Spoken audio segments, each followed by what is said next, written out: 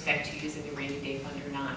My concern was that projections at this time, and we know the numbers are changing and they are growing, are worse for the next 2 years following the current year. So until and unless we actually know the numbers that we're dealing with, it's really hard to know exactly what will be necessary. I would hope that more taxes would be the last thing that would be used to address that situation. But I think we're in for a tough ride, and the more that the legislators from both sides of the aisle get together and get serious about it to help make those decisions, then the less onerous those cuts may be. If everybody gets together and decides how to make those to hurt the least people, it's going to be hard, it's going to be tough, but at least with a dialogue here, perhaps it will be better figuratively than it would be otherwise. I know that Mr. Bartlett thinks he has a wonderful record for the 2nd District, and I have to take exception to that. I would just give you a couple of examples specifically. Mr. Bartlett had an initiative. It was an initiative to help with Lyme disease. As a matter of fact, my daughter here, my Lyme disease sufferer. We heard this in the papers. There were some headlines about we need to do something for Lyme disease. We can quantify the number of cases for Lyme disease, and we can get funding based on those cases. When you show more of a need, you can get more funding. So he had some press conferences, got some headlines, and drafted a bill. Unfortunately, the bill died. I know that Mr. Bartlett says he's a fighter, but unfortunately in this case, he was instrumental in this initiative. And he didn't even speak with, as it turns out, another member of his 2nd District delegation who sits on the Public Health Committee. So if you really want something to happen, if it really matters to you in your district, you do get in and you do fight. And you don't just talk about fighting, you follow through and you make that happen. Another example is my opponent's effort at something in Bethel. It was a land swap. He, again, did not engage members of the state delegation. His role was instrumental, meaning he took this on himself without engaging in his delegation. And unfortunately, the land swap was a big surprise on the last night of the session and did not go forward.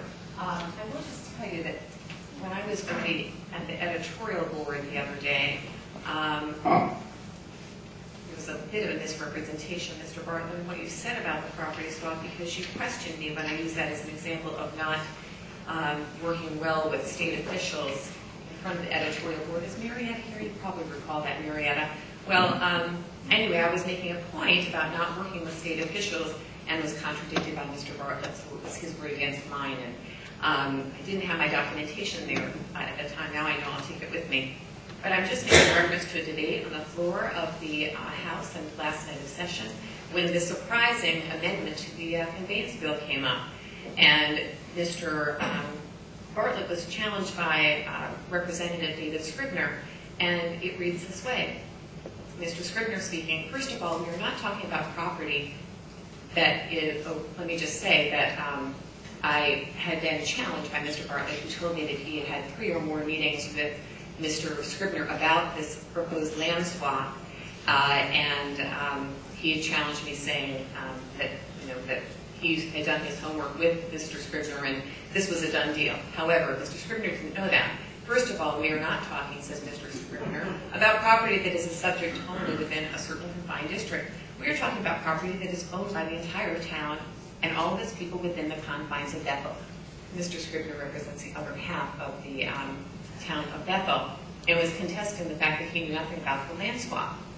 It is not only, continues Mr. Scribner, the people that live within the 2nd legislative district that pay for this property. The property is paid for by the entire town of Bethel without any financial assistance from the state or federal government. It is the taxpayers, including my constituents, said Mr. Scribner, including the constituents of Senator Friedman's and Senator Cappiello's, that agreed to buy this property with the concept that they would control its destiny. It was their hard-earned dollars that paid for that property. This was not done with any agreement or awareness of local officials. So why are you here, Mr. Bartlett? Can we just sum that up, please? So we're having a debate. Just a minute, Mr. Bartlett. Could we just sum that up, because we have a lot of questions. And lastly, it was not done, said Mr. Scribner, with any agreement of the parties that would be important to the process. So Mr. Scribner took the position that the property swap bill shouldn't have prevailed. Ultimately, it died in the Senate and did not go forward. But that's just an example of not cooperating with state officials and doing your homework. Thank you. Mr. Bartlett, do you want to reply Sure. briefly so that we can get on to I mean, I was told that I didn't have a record. I think that I have to get at least some of it out.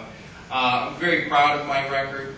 My first bill that I brought to the floor of the House and worked through the committees and walked upstairs to the Senate was a bill for Reading. And it had to do with Gilbert and Bennett and our special tax district there. It was a very special and complicated bill. It was unique. And what it did was it said that Reading is an urban center.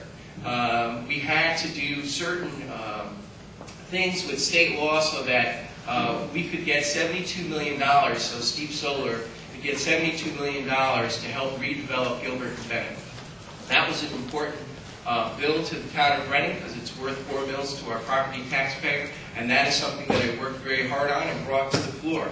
I worked very hard to extend Huntington Park by 134 acres, working with my colleagues in the House and the Senate, and we executed a real estate transaction for $4 million for more open space.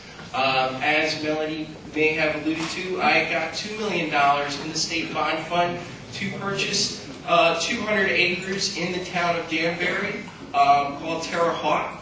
That has met some political pushing back from our first selectman, Mr. Burke, which Mrs. O'Brien seems to be working very hand in hand with. I got a $500,000 grant for downtown Bethel for our teen center and our library. We are now hoping that $300,000 of the $500,000 will be released to Bethel. I was able to obtain $50,000 for the Connecticut Film Festival to help our small businesses and to help Danbury brand a positive image. And I helped work legislation through that went from $500,000 for $1 million for the Bethel Public Library. It's quick language in that. And the whole example that Melanie was reading that transcript about, that all started with a Bethel constituent who has a home in Francis Clark Industrial Park who cannot sell her home because she's in an industrial zone. So nobody will buy her home. And you know what? That constituent called me and asked me for help. And Melanie, one of the things that we have to do is we have to respond to our constituents, and so I did. And I discovered that the town of Bethel had engineering plans and land surveys, an entire plan to allow this land that she was on to be swapped out in another part of the park. We happen to own 400 acres in the town of Bethel that we could swap that piece of property for another piece of that same Francis Clark extends up into Danbury. There's 400 acres here. All we had to do was swap that out. But because of political bickering and partisanship, where we reached the level where the Republican Town Committee sends out a flyer and says, anybody but Bartlett?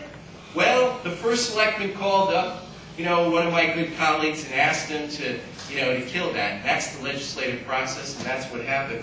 But you do have to respond to your constituents. And Melanie, for someone who gets consensus and knows how to communicate and works well with others, I would ask that you start with the Republican Town Committee in Bethel that admitted to breaking the law and sending out a flyer. And you said you didn't know anything about it.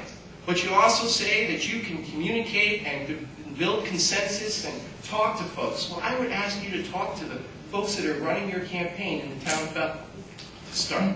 Ms. O'Brien, another